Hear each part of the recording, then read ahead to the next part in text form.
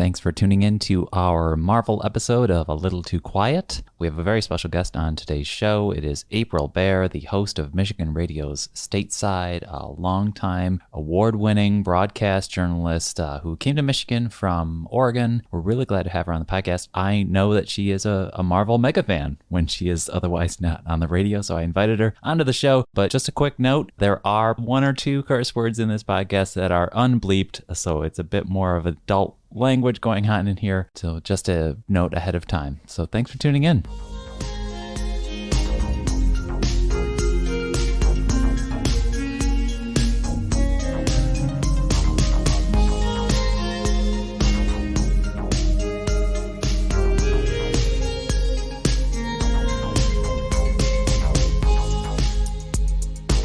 All right, so this is a all Marvel episode of the Ferndale Library's podcast, which is called A Little Too Quiet, and it is brought to you by the Friends of the Ferndale Library, and my name is Jeff, and Abby's joining me again. Hello. And we have a very special guest. It is none other than the host of Stateside, Michigan Radio. It's April Baer. You guys, I am so excited you asked me to do this. I have not been able to nerd adequately since last weekend in Comic-Con. So hopefully this is going to get all my yayas out. Timing is perfect. Impeccable. I don't even know how this came about. You know what, actually, how this came about, April? And first of all, of course, welcome to the podcast. It's so good to have you. A great pleasure to be here. Is because, and I think that this was palpable between Abby and I and a couple other the Marvel fans here, we were starting, and Abby, this is a safe space, you could say. We were starting to have weird feelings.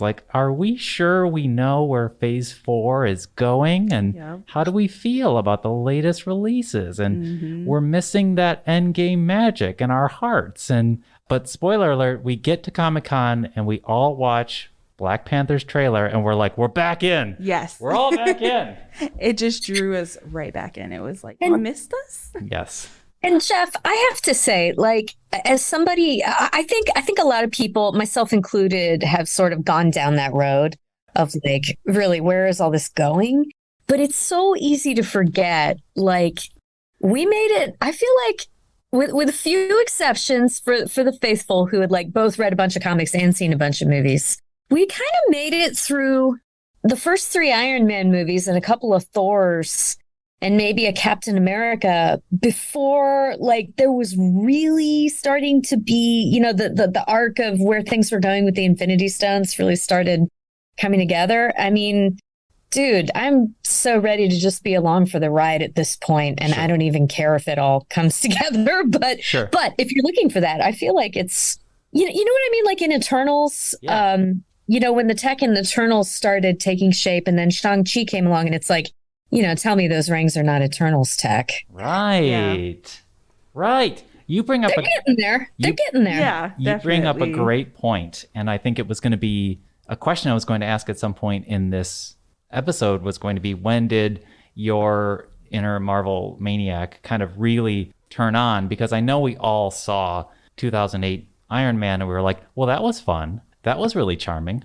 Having early on, having no idea that it would lead to this huge galaxy-defying franchise. I think when I felt excitement around Marvel was around a little film, this is not a unique answer, called Guardians of the Galaxy. Which came out in 2014, and I think that speaks to what you're getting at, April, is that 2008 to 2013, Marvel wasn't quite on fire yet. Mm-hmm. Even though they were making a quality product, I don't think, I'm almost wondering, he said, expanding his own personal experience to everybody, if we all just didn't get the bug when Guardians came out. I was thinking about that. I've been thinking about that since you gave me that question. And I was like, when did I really, really get into it? And I'm going to actually say, and it's a very unique answer. Thor: The Dark World. No. Okay. No. It's actually the first Iron Man movie. Yes. So I had no idea what it was going to turn into. Sure. Mind you, when that movie came out, I was still a kid. And I became obsessed. And then I started reading the comics. And then I was like, oh my God, what if they make more movies? And then they did. And I was like, what if they keep making make them? more movies? And What have indeed? they? What indeed? So it was actually the first one. I took that and I ran with it when everyone else was like, oh, that's a nice movie. I was like, but what if they make more? And then Captain America came out and I was like, what if they make more? And then, of course, I fell in love with Loki in the first Thor movie, and it was over at that point. I was like, yes. Big Loki fan over here. Big Loki fan. How about you, April? So the funny thing about the MCU with me is that I grew up in like Chris Claremont era X-Men times. Like that was high school. That was high school for me. And that was kind of my Marvel, you know? And I didn't really I didn't read Fantastic Four. I didn't read Avengers. I didn't read Thor. I truly did not clue in on a lot of interesting. I was very stupid and late to the party for like Miles Morales and all your good Brian Michael Bendis titles until much later when I was living in Portland, Oregon, and like these people were seen at the grocery store and stuff. It was crazy. So like I kind of activated when the X-Men movies were such as they were happening. And, you know, I was just taking the good bits where I could get them. It's so funny. Like so much of my Marvel stuff is kind of through the lens of my kid, because like my childhood nerddom was very much Star Wars, Lord of the Rings. And again, like, you know, sort of late 80s X-Men stuff. My daughter, the first 3 years of my daughter's life, my husband and I, we watched the Iron Man movies on New Year's Eve. So I have these real vivid memories of being completely sleep deprived and just totally messed up. That was what we were doing. It was like we sent away for the DVDs on Netflix. Let's watch these fun comic book movies. They look really good. Mail order DVDs. Right? So quaint. So like he and I were pretty much in for it, starting with that. Great. And then things kind of went bananas the year my daughter was 7. We're sitting there watching the national title game. And that was the first time they showed the trailer for Black Panther. And I knew that they were going to show it. So I was like, ugh. And my daughter, who has been like very, you know, like very anti Wonder Woman, just not having mommy's nerd thing. She looks at me kind of sideways and she's like, can I go see that movie?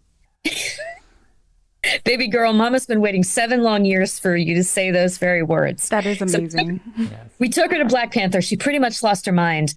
And then we felt like we needed to get her ready for Infinity War. So at home, we watched like one film a week to catch her up on everything. And since then, like it's what we do together, you know? And we've watched all the Phase 4 series together. And this stuff was gonna hit me big either way, but I have extra special feels about Marvel because of all that. Incredible. I was probably too young, but I have older siblings, and I was able to see those Chris Claremont comic books from 1991, and then X-Men, and then bringing it into the 1993 Fox Saturday morning cartoon X-Men. Sorry. I was all on board for X-Men. And I think that I was trepidatious toward these solo superhero movies because I grew up in a 1989 Michael Keaton Batman world, and then I'm exposed to the X-Men, X United, X-Men 2, X-Men 3, what have you. So I just wasn't sure if these Marvel characters could carry an entire movie, a single Iron Man movie or a single Captain America movie. My only exposure to Marvel was just X-Men. So these other guys, I knew they were in the Avengers, but a movie just about Iron Man, I was like skeptical. Why would you do that? Yeah. And how would it even hold a candle to Batman? Only Batman should have his own movies. Abby, were you like, did you have like any like feels at all about the X-Men movies? Well, let me tell you. Big Wolverine fan over here. Huge Wolverine fan. So let's see. The first X-Men movie came out in 2000. 2000. Okay, so I was born in 97. So I was very young. I watched it for the first time because my dad got it from Family Video. And I watched it for the first time because the second one had came out and he wanted to watch them both. And that was my first introduction into Marvel. I was obsessed. I watched all of the X-Men TV show at the time. And then there was X-Men Evolution, Wolverine and the X-Men. So I only knew of the X-Men. Mm-hmm. And then I got into that and I was drifting with that for a while. And then I discovered the Avengers. And then a couple years later, Iron Man came out and I was like... Perfect timing. And I didn't really know much about the Avengers. I wasn't really interested because I was like, who are these people? They're not X-Men. Right. Yeah, those people are amazing. Right. So when I saw the Iron Man movie and it was really good, I was like, oh, this is going to be great. Yeah. This is going to be great. I think that X-Men's outsider status was something that I was attracted to rather than, oh, you're a guy who gets in a suit and flies around, or you're a Norse god from space. Mm-hmm. It was more like, oh, you're special and you have great powers, but society is afraid of you and you're an outsider. I really, really tapped into those X-Men rather than I couldn't get into the billionaire, playboy, philanthropist, brilliant scientist, etc. Until Robert Downey Jr. gets in the role, and then I get excited. You know that moment when Tony says in Avengers, we were barely a team. And I remember having a moment where I was like, have you seen most of the super teams? Have you heard of the X-Men? You want to talk about like barely keeping it together. Yep. Honestly. Yep. Yep. I feel like before I go any further, we have to mention Spider-Man 2002. That is another key thing in actually building the Marvel Mania, starring Tobey Maguire, directed by Sam Raimi. Abby's making eyes. Comments, Abby? So I'm going to admit something. I was not allowed to watch Spider-Man. And I saw the first one. The reason why was because... I mean, Willem Dafoe is a little terrifying. So I got nightmares from Green Goblin. Yeah. So when the Venom one came out, my dad was like, absolutely not. So I did not get to enjoy Spider-Man. I did not go see Amazing Spider-Man. I did not actually see that until... last year? Oh, no, wow. This year. This year. But Spider-Man's easily like my favorite now. And I'm kind of mad I didn't watch them when I was younger, but I got like really bad night terrors. So my dad was like, absolutely not. And then I was like, it's just this kid that no, he is that person. He is amazing. Yeah. So, and then another just quick footnote. I just tell me if I'm getting too geeky here, April. What we Impossible. really should shout out, especially, is in 1998, a movie called Blade comes out and is probably on a minimal budget, but grosses well over $100 million. And it's the secret, unsung, actual door opener for all of this comic book mania, because then you get X-Men in 2000, then you get Spider-Man in 2002. And then Jeff, is that true? Like the studios kind of like looked at that and were like, holy crap, people will go and spend money on these movies. I think what the studios said was, okay, well, that worked. We'll try this X-Men thing. I did not know that. Yes. Yeah. So Blade was integral for that. So he is the father. Yeah. Basically. And now there's Blade's coming back in phase 5. That's going to be great. Now, where was I going with this? I had a point. Early touchdowns. Yes. Boom. Yeah.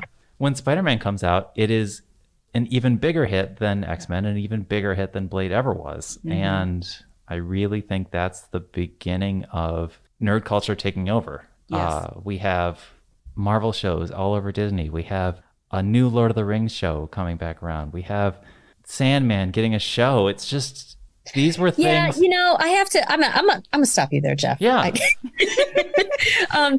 Okay, this is my husband. If he could hear me, he would just be shaking his head right now. But I don't know. Like, do we have to give it up for, Peter Jackson's Lord of the Rings trilogy too? Absolutely. I mean, that was just such a watershed in movie making and nerddom. I mean, you talk about, like, first of all, permanent employment for most of the British stage, and showing that you could do things over an arc. Yeah.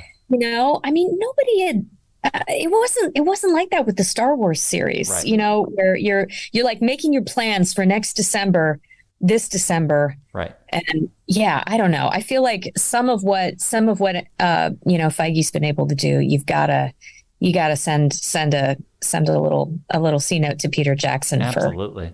Wow, what a nerdy year 2002 was. You had an X-Men movie, you had a Lord of the Rings, a Spider-Man, a Star Wars.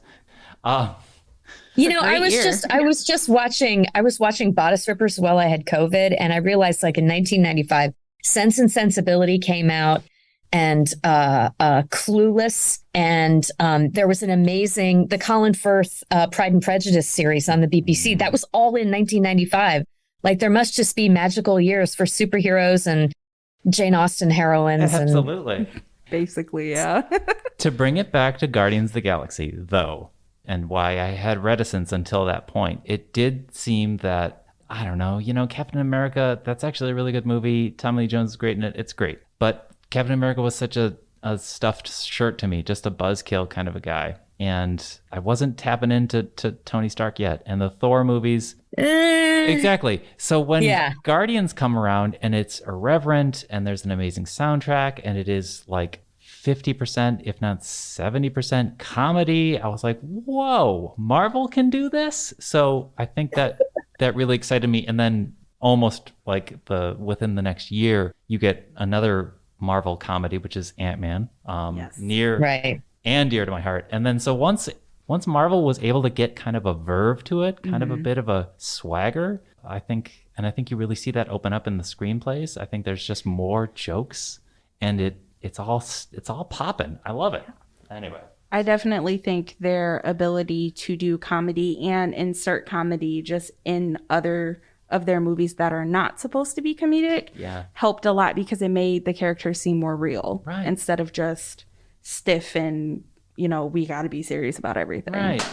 Right. So I think we should talk about before we get into phase 4, just talk about I guess what it is about these movies, because I've kind of been getting close to it, what it is about these movies that we have really appreciated most of all. Like I've talked about, well, I haven't actually talked about it. Here's what I love about these movies. I'm going to get right into it. It's not the action, and it's not even necessarily the special effects or the soundtracks.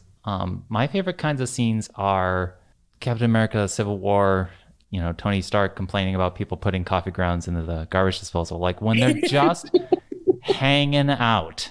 When they are just hanging out, or if it's Natasha eating the crappy peanut butter sandwich with her hair all messed up. Those are the magic moments. In Endgame. Those are the magic moments. Or Ant-Man and the Wasp when they are trying to look undercover, but they're wearing baseball hats. That's the magic for me. I just love seeing these people hang out, and I don't know why.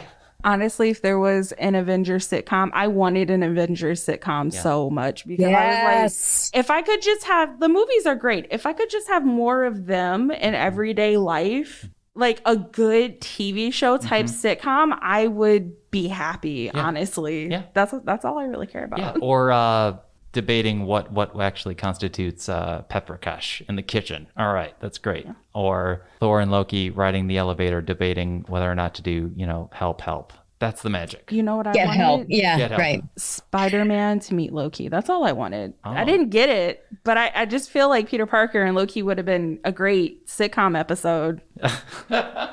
Jeff, I almost feel like the question is too big, because for me, like there has been so much stuff about superhero movies and nerd movies in general that the MCU has healed.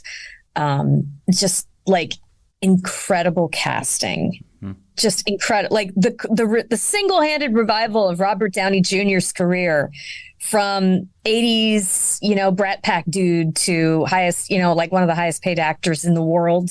That's insane. And it's like, that was his role. It was never going to be anybody else's role. And also just like when they said they'd cast Benedict Cumberbatch as Doctor Strange, I was just like, what? But again, like, can you possibly imagine anybody else in that role right now? Yeah. Brie Larson, oh my God, Simu Liu, just like everything with Shang-Chi. I mean, the fact that you got Tony Leung into a superhero movie, I mean, just give the casting directors the Oscar, like just right now. Absolutely. And be done with it. There's so much great stuff in terms of casting. Not every time, but most of the time the effects have just like had me gasping for breath. The storytelling, the way that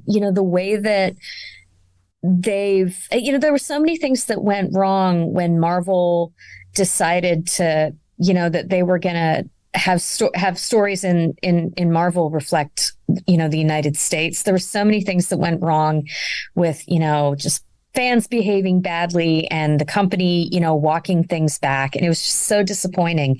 And the MCU has just been blown right by all that. Like, you know what? We're not even dealing with all y'all. We're just doing, this is a story, and you guys are welcome to have your arm table conversations, but we're busy making myths here.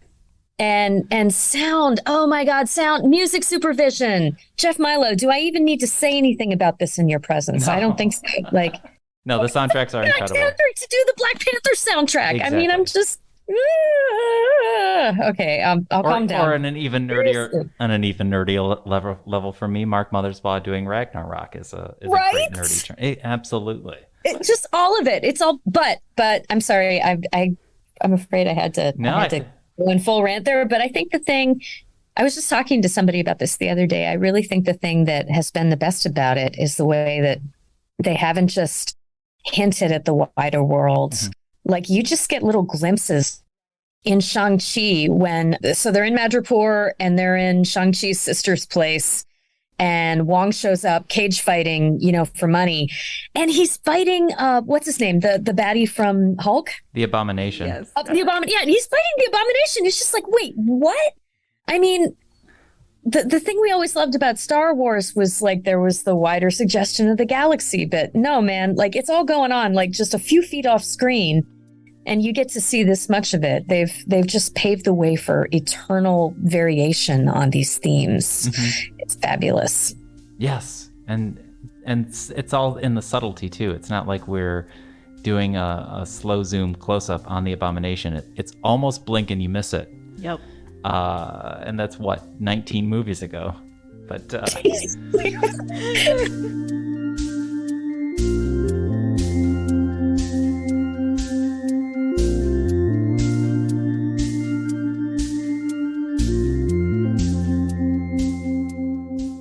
kind of opens up into phase 5. We're very much not far away from She-Hulk coming around, and the trailers have hinted that the Tim Roth character from the 2008, if not 2009, Edward Norton Hulk movie is coming back into the MCU. So that, my fellow Marvel family members were like, is that Edward Norton movie still canon? And I'm like, kind of. Guys, how do we feel about the overlapping of different, like the Sony films and stuff in the multiverse? Because like, I'm as happy as the next girl to see Charlie Cox enter the MCU. And frankly, I'd be here for it if like everybody, with the possible exception of Danny Rand, works their way over. I mean, we get it. We do need to talk about Danny, but like the Jessica Jones series was so revelatory, and like Mike Coulter, yes, 1,000 times yes. There's so many things, but I don't know, like the Netflix Marvel series were so dead serious about things, and I'm just real curious to see, like, I literally screamed when Wilson Fisk turned up in Hawkeye, but it's like with the different director, is it gonna be okay? Are we gonna be in good hands here? I don't know. Is that what you might be most worried about, other than there's a difference? Okay. I mean, because like they kind of, all the stuff that happened in Multiverse of Madness, they kind of did those things because they could, and like the fact that like all the Spider-Men look a little different. But they haven't talked about Miles Morales yet. And the fact that all the Doctor Stranges in the multiverses look the same. Like, okay, so all right, I get it. It's a multiverse. There's no rules. There's literally one of everything. But there's some serious can of worms thing happening here. And I just really want the storytelling to... Sure. I want all this to be in the service of some good storytelling instead of just, wouldn't it be marvelous if... Right. Yeah. Right. And you have to not indulge your cynical, jaded side, which I have one, full admittal. is that, did they was the crux of No Way Home to just get those three actors in the same frame? And Kind of. well, sure. And would bringing Miles in have distracted from that? That's the cynical, jaded studio exec in the boardroom, question that you have to ask. And I don't know. But was it not amazing to watch? Quasi pun intended. It was an amazing ride. It was an amazing movie. I had a lot of fun. I screamed. So did the theater I was in. Yeah. Everyone was like, "Oh my God." Which I think they wanted to get that magic back. Yeah. And anyone who saw Endgame in a theater knows that, that big scene at the end, the entire theater, no matter any theater on planet Earth, erupts at that scene. And I think Marvel was really hungry to get that magic, let's have everyone scream together scene, which is really cathartic and makes you feel like you're part of a community and just gives you goosebumps. At the same time, like the end of that film was a pretty big setup for Spider-Man going dead serious. Yes. Yeah. Which I was very taken aback by the sort of how that wrapped up. Because seriously, no more Ned? That's a bummer. I sincerely doubt that. I don't think we even have to discuss the supremacy of Zendaya as MJ, Mm-hmm. right? Mm-hmm. But I don't want to be done with her. I sincerely do not think that we are done with them. I just don't see him being without them for too long because they are a big part of who he is. Whether it's he breaks down, which I don't think he'll break down and tell them, but I just feel like Zendaya is the type of person where she's going to figure it out. It might also be because they have apparently plans to keep Tom Holland in Spider-Man movies. I could foresee, let's say he's doing 2 more, maybe he's doing 3 more. But if he's doing 2 more, I honestly could see that next one, that 4th Tom one, to possibly be Zendaya free. They might bring her in for the... I can see that definitely. Like, let him grow. Yeah. They might bring her in at the post-credit scene, but I think that's where it's going. Yeah, I think because they do... Marvel loves a payoff. They do. And they like to... Yeah. They like to take... Yeah, they do. Spider-Man movies have been, so far, him and his friends. Yeah. So I definitely see them doing that, especially with the tone they set at the end. Yeah. But I do think we'll see them again eventually. Hopefully. This whole Sony thing is interesting, but also the way they've decided to handle Tom Holland, Tom Holland's Peter Parker post Civil War, because they kind of took this and they ran with it. I was like, well, Tony will now be your mentor, and Tony's going to be a very big part of your first film, and he's going to be a specter hanging over your second film. So that's a decision that I don't know what to say about, other than Peter Parker's never really been on his own yet.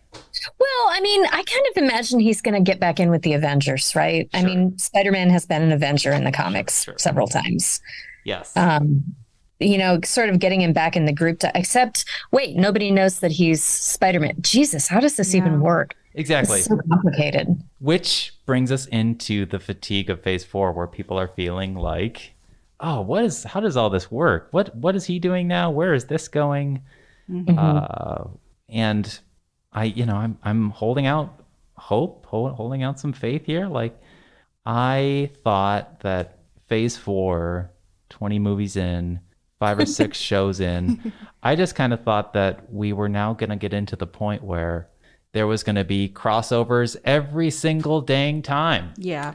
Why? Can you say more about that? I don't know if I have a good reason why. I just feel like all of the toys are now out of the toy box. We kind of have. Look at that Hawkeye movie. You had Yelena and Kingpin show up, and the suggestion that Laura is Mockingbird, from the comics.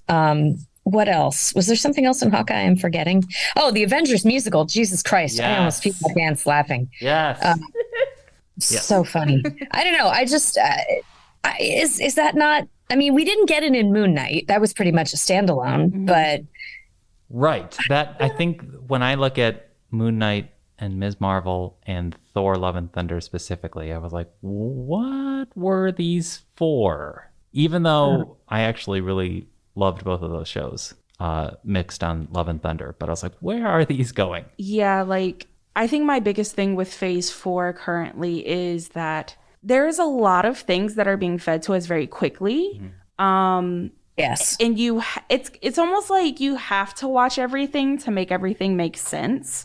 And Which I'm gonna do. Right, which I'm gonna eventually watch everything. I just feel like there was supposed to be, or there should have been, or I thought there was gonna be more, like Jeff said, crossover within like main characters. Like maybe you'll see Peter Parker pop up here, or you'll see somebody pop up in Peter Parker's movie that wasn't supposed to be in there. Yeah, I think how I would describe it is, I don't know if this is going to be a crochet metaphor or not. We got a crafter over here, but I'll let you know.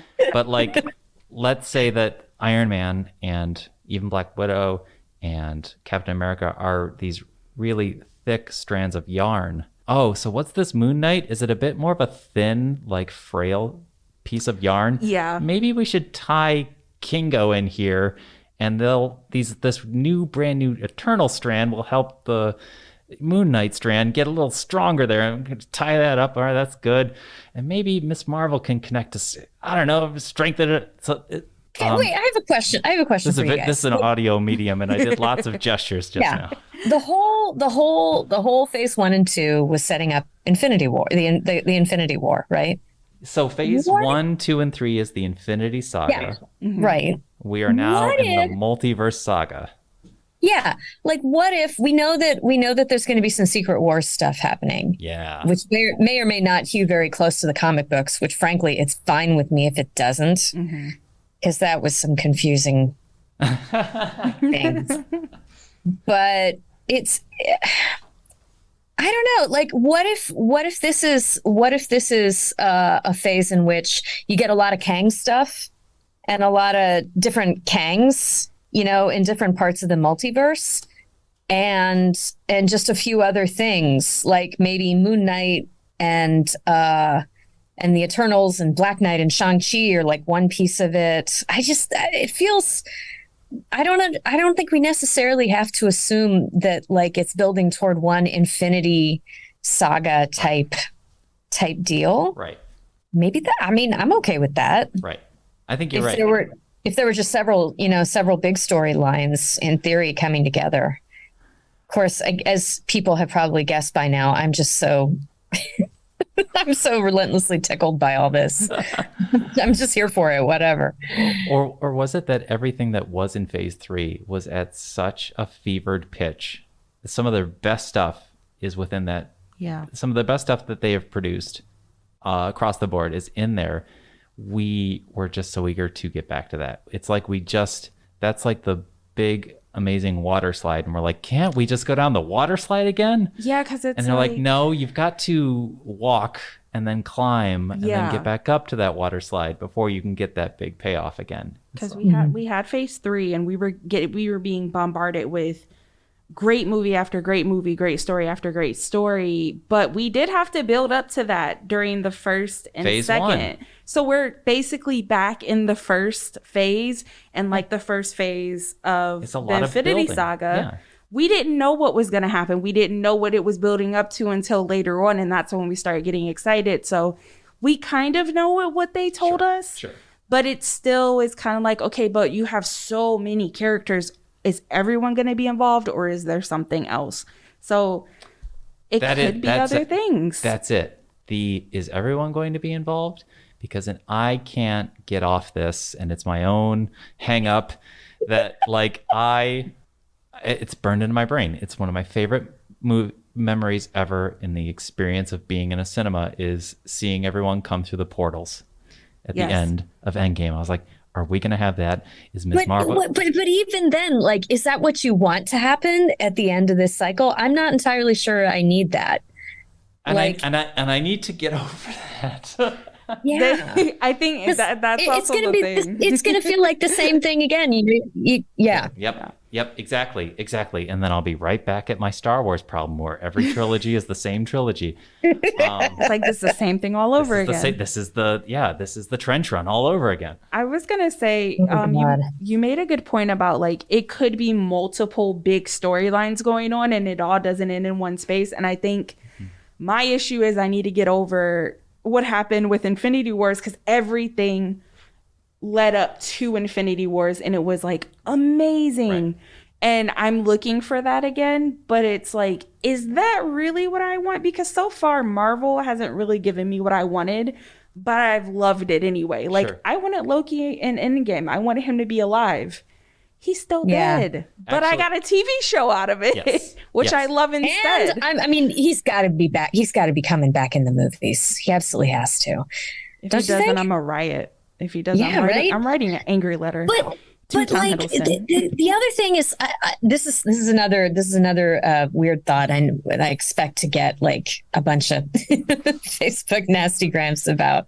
I wonder if the emotional apex of the Infinity Saga wasn't the end of Infinity War. You know, the snap. Mm-hmm. I have never heard a theater so quiet as when like T'Challa and Bucky and Wanda and just everybody Peter was Parker. disappearing.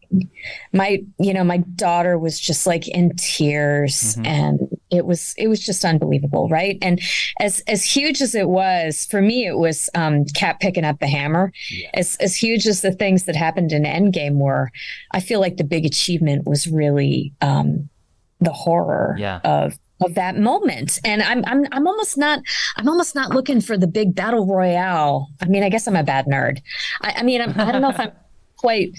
April, you're not nerding right. I know. I need to practice more. I need to practice. I'm sorry. Go ahead though. Do you know what I mean though? Like for me, you can do a big battle royale. I mean, everybody expects that, but I mean, it was like everybody in that theater died a little bit during that scene. And I still can't, like, I watched it during the pandemic and I was like, oh, why did I even start this movie? This is like this is not what I needed to see right now. Yeah, my dad casually watches that. And I'm like, how do you just casually watch that? Right? Like, he's like, yeah, it's a good movie. I'm like, huh? I mean, it is, but what? Which brings me back to I like them just hanging out, or maybe it's that I just like them seeing in between the battles. Yeah. And I think it's a great point to bring up the how emotionally devastating, Infinity War really was. I'm sorry, Abby, I got to bring it up. Have we ever seen Paul Rudd perform more dramatically than when he reunites with Cassie? Oh my God. That was amazing. The stakes. Now, So wow. I think there's something to that, or, it's fun to see them, I guess, after the battles, sorting through things. You know what wasn't fun to see after the battle? The end of Endgame. That wasn't fun. Mr. Stark. And there were like 4 ends to that damn movie. It was just like the end of Return of the King. It's like, all right, tie up this thread, jeez Louise. I will never forgive them for not putting the scene where they all take a knee for Tony. This is a thing too. I don't know if you've seen that cut scene on the internet. Yeah. Which right. Go ahead. Sorry. Well, but there's something to be said that like they really do treat Tony's death. That is almost 15 minutes of screen time. There's a big funeral. There's a whole thing. So I think they were weighing like, do we want them all taking the knee, or do we want that panning shot over the funeral procession of everyone on the shoreline, or do we want both? Is it overkill if we have both? That's not to say it's not an incredible scene when everyone takes a knee. So. Plus, the panning scene had a few extra people, like the kid from Iron Man 3, who is still in the mix to become Iron Lad eventually. Haha. No, I know you're, Abby, you're not gonna. I hope I can still meet you in the real world and not get punched in the face. But I thought that the scene with everybody doing the physical homage was melodramatic. Oh, the knee. Yeah. Oh yeah. Okay. All right. Well, there you go. You're not listening. No. As long as you don't say anything negative about Loki, you're okay. No. Yeah. No chance. Okay, Yeah, good. no. You literally, as long as we don't talk about Loki in a negative light, That's it. That's all we're you good. need. We're fine. That's her only note. No. Her But only- I don't know. I mean, what was it? What was it you were missing about that? Just the visual, like everybody sort of united in grief in that way. I think it was the funeral for me. It was a nice, touch. I like the fact that they did show the funeral, but it was just something about probably, an acknowledgement of, because no matter how you put it, that's over. Mm-hmm. And I think especially for someone, because a lot of my friends are my age, especially for us who literally grew up on this, that was even though I was 20 something, that was the end of my childhood, basically. Ooh. So for me and my age group, what I've been hearing when I talk to them is that movie Endgame. That's why like I'm having such a hard time in general with Phase 4, because a lot of things have changed in the past couple years since the pandemic happened. And then we got Endgame as well. And like my childhood is gone. I'm an adult now. And the people I grew up with are gone. And that last like taking a knee scene would have been like a nice farewell to that. Yeah. There might be something subtle about the uniform / costumes that they're all in their suits per se when they're doing that, rather than actually wearing literal suits when they pant, because you see T'Challa but he's wearing a suit and he looks great. But if he's in his Black Panther thing and he's 10 feet away from a dead Tony, or Cap's there and he's still like, there's something. It would have been a nice goodbye for us. Oh man. But let's talk about Phase 5. Yes. Are we what are I'm so glad to know that. That's probably how my kid feels about it too, and I just blew right by it. It was traumatizing. I definitely sat there and cried like a couple of times. It will still make me cry. I'm not gonna lie. That is like one of the few things in movies that'll make me cry. I mean, in a the ending. there's something really powerful there that I didn't, because I grew up with Robert Downey Jr.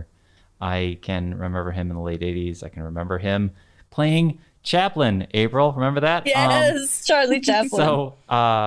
So yeah, he was, I think that in a way he was always just Robert Downey Jr. to me, but the actress who played Ms. Marvel, Brie Larson. Shame, sir. No, I was actually going to bring up Iman Vellani, who's playing Ms. Marvel. Ms. God, Marvel. sorry. Shame on me. Kamala Khan. She was on a red carpet getting interviewed and being asked who her favorite Marvel character is, and she said Iron Man, but she went further to say Robert Downey Jr. and self-deprecatingly joked that she's not allowed to meet him because she'll either faint or she'll talk too much or her head will explode or she'll scare him, because that's how deep it runs for her, who's probably she's probably 20 now, 19. So again, that same like growing up with this post 08. Same. If I met Robert Downey Jr., I feel like I would scare him off, because he's a person. He's not Iron Man, Right. but I would literally be like, you don't understand how much like Avengers and your character and you helped me grow up. It's amazing. Yeah. God. I think he probably gets that a lot. Yeah, he probably does. He's gonna be like, "Aw, little kid, great."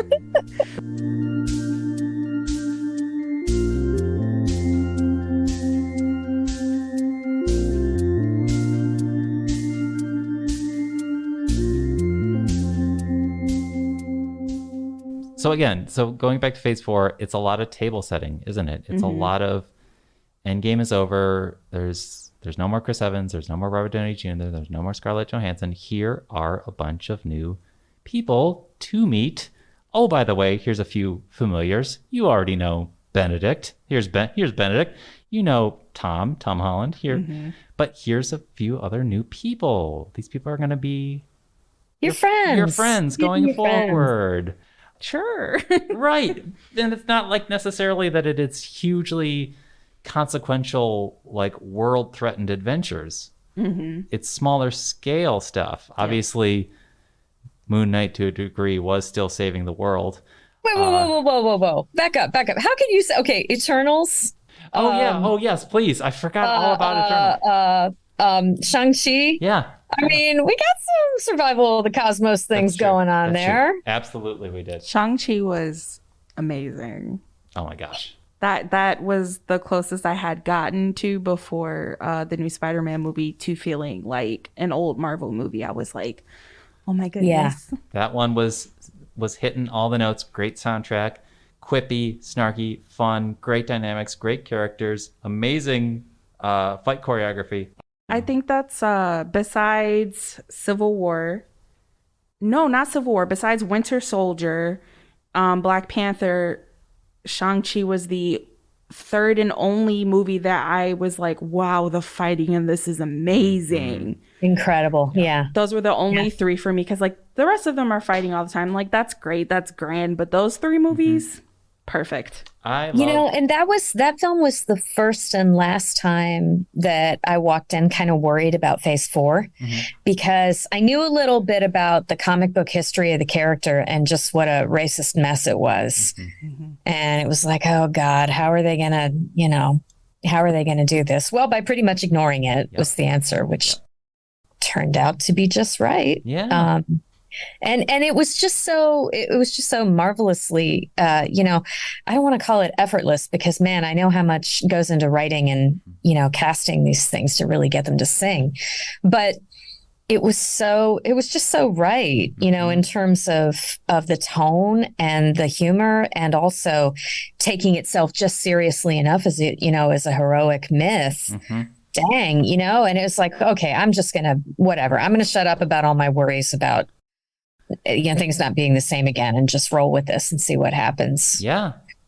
I think this is a safe space confessional. The only moment, and I'm still getting the only moment I became nervous about Marvel, I'm going to say this on mic, Abby, it's not going to actually offend you. Okay, cool. It's going to alarm you is, oh man, I didn't want to say this out loud. I was so, and I hate to sound like everybody else in the world right now, but I was. What is it, Jeff? I was so underwhelmed by Thor: Love and Thunder. I'm pissed off about it. Oh, man. I'm pissed off. I still haven't seen it because it was spoiled for me, and I've seen a bunch of clips on TikTok, and I am gonna go see it because I have to show up and support. But I am also underwhelmed and not really surprised. I'll say this, April, it stuck the landing for me, but I just felt like if this is a linchpin character who's been there almost from day one, I think I just my expectations were too high for it. But I think Natalie Portman was great in it. Natalie Portman. What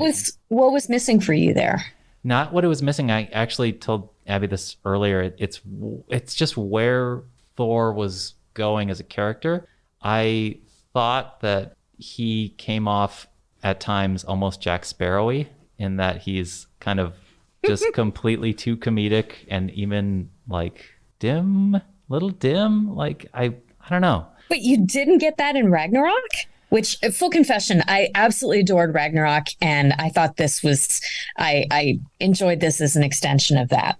Ragnarok is a 10 out of 10, yes. 1000%, love it to the moon. He wasn't to the extent that he is in this movie, though. Like, he had a little bit of it, but it was just enough where it was like, haha, that's great, that's funny. And this movie, they took it, and that's just his whole personality now. I think, and here's the thing, I think I was ready for Thor to grow, and I don't think he grew yet. I think that after all the grief he had been through, I feel like we got glimpses of that in Infinity War. We got glimpses of that in Endgame. And I think when he's about to take off at the end of Endgame, he's like, all right, I'm going to go hang out with the Guardians for a while, but I think I need to find myself. And I just thought I think I was just expecting more emotional growth from him. I think that definitely was it. That he was like, yeah, I'm going to go off on my own and do my own thing. And I was like, oh, okay. And then he definitely did his own thing. Also, how do you have... All right. All right, I'm sorry. How do you... Wait, listen, I have to say this. I'm like, how do you have 4 Thor movies and you are yet to drop onto your soundtrack Queen's Hammer to Fall? All right, go ahead, April. A valid question. Good Lord. It's sitting right there. I'm not following that. I'm just not. Okay, you guys, I'm sorry. Like the whole, it just, the problem with what you saw is not the Thor that you have in front of you. It's that he started out as Kenneth Branagh's Thor. And there's been this radical personality shift, right? And it's true, but I don't know. I mean, guys in midlife go through a lot of things. I didn't think it was that crazy. I could be incorrect.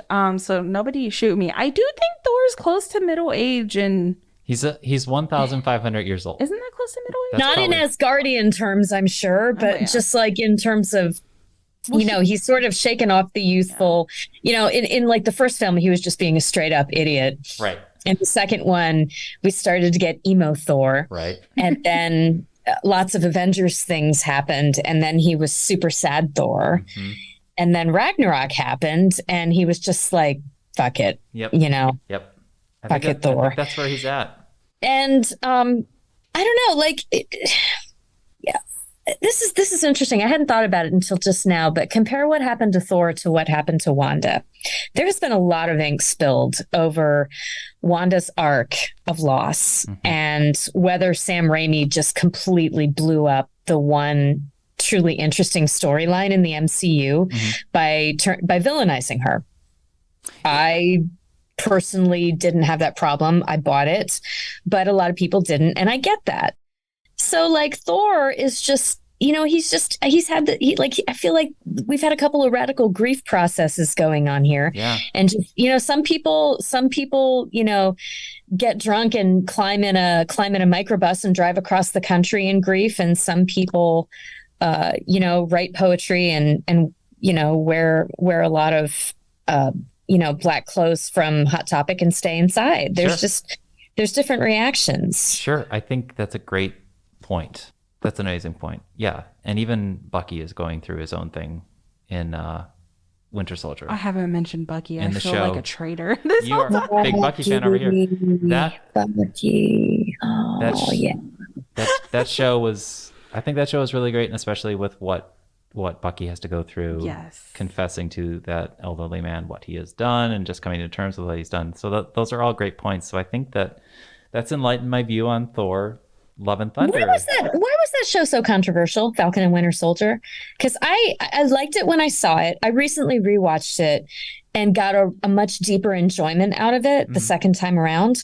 Why are people so down on that series? I don't know what it was. Did they not like the notion that Sam would literally take that shield at the bench with old Cap and then turn around and say, actually, no, I'm going to put it in storage? Is that not hitting the right note? Did people think from episode 1, Sam is Cap rather than build? That's just my one theory. Or were they underwhelmed by the villain presence in that show? I don't know. I don't think it was a villain. I think it's that they thought he was going to be Captain America. I think they thought they were going to see him be more Captain America. But my thought on the show was you have to see him turn into Captain America first. He can't just pop up with Captain America, especially him being his character and all the things that implies for him. Yeah. He has to make that mantle his own. Sure. And I think everyone or at least most people, thought he was just going to jump into it. And I'm like, but no. I thought it was amazing, episode 5, where you start to really integrate that character who already had the serum in him. Isaiah, yeah. Exactly. So for me, that show definitely worked. I think that I don't know, you have to be ready for the fact that Sam is going to spend 4 episodes pushing it away. And the U.S. agent is going to be in there being just a jackass for 3 episodes and then a murderer in the next episode. So awful. Just the worst. Right. I don't think Sam wanted that responsibility because there's so much more responsibility if he takes up that mantle than if someone else took it up. Right. But he has to take it up. What was especially great also about that is that it gave you things that you get with Peter Parker and Scott Lang is that you actually get to see an Avenger go home and just be an Avenger at home. Just fixing up the boat. Just, being a regular guy. So, I don't know. I thought that was, and the dynamic of Bucky saying, like, this is extremely important. He gave you that shield. This was my best friend. You're also my friend. I love all that stuff. And the scene in therapy, like Right. I don't know why this hit me like such a ton of bricks when the psychiatrist is making them talk and Bucky goes, Sam's like, what's the big deal? And he's like, well, if he was wrong about you, that means he was wrong about me. And I just kind of went, oh God, that's why, okay. That's I cried a bit. I'm not gonna lie. Yeah, who didn't? My God. I was like, he wasn't wrong about you, Bucky. You're great.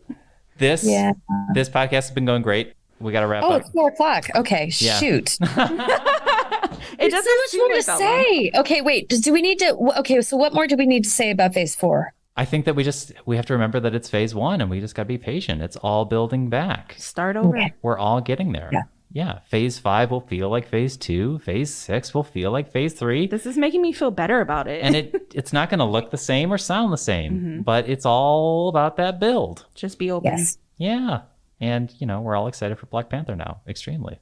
So. Oh my God. I can't even talk about that trailer. I cannot. Shivers. And no one knows who's in the suit. Is it Nakia? Is it Shuri? No one knows. I want his mom to be in that suit. Can we finish on that? Just like take bets on who's in the suit? Yes. His mom. I think it's a chance that it is his mom. I think that the footage we're seeing takes place during the blip. And I think Angela Bassett was in the suit during the blip. Theory. Or it's Shuri. I know I just made 2 bets. I'm going to go out on a limb. I think it's Nakia. Okay. I like it. I like that one too. I like that one too. Yeah. I want it to be a woman. It's gotta be. Right? A woman. It's gotta be. So that's gonna be great. We're gonna get to meet Namor, the Submariner, who is also a mutant, and then we will open that door further for mutants and maybe a Wolverine.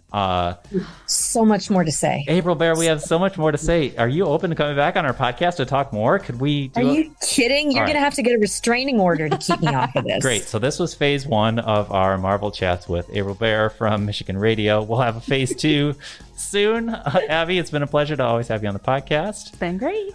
This podcast is called A Little Too Quiet. It's brought to you by the Friends of the Ferndale Library. And if you want to support us, go to ferndalefriends.org. But please remember to rate, review, and subscribe to us as well. And a big shout out to John Duffy, local musician who brings us the music at the beginning and end of each episode. And we say thank you to April Baer one more time. Thank you. Thank you. I'm so thrilled to be here with you guys. And Viva Ferndale. And we'll be back next week with more. Thanks for listening.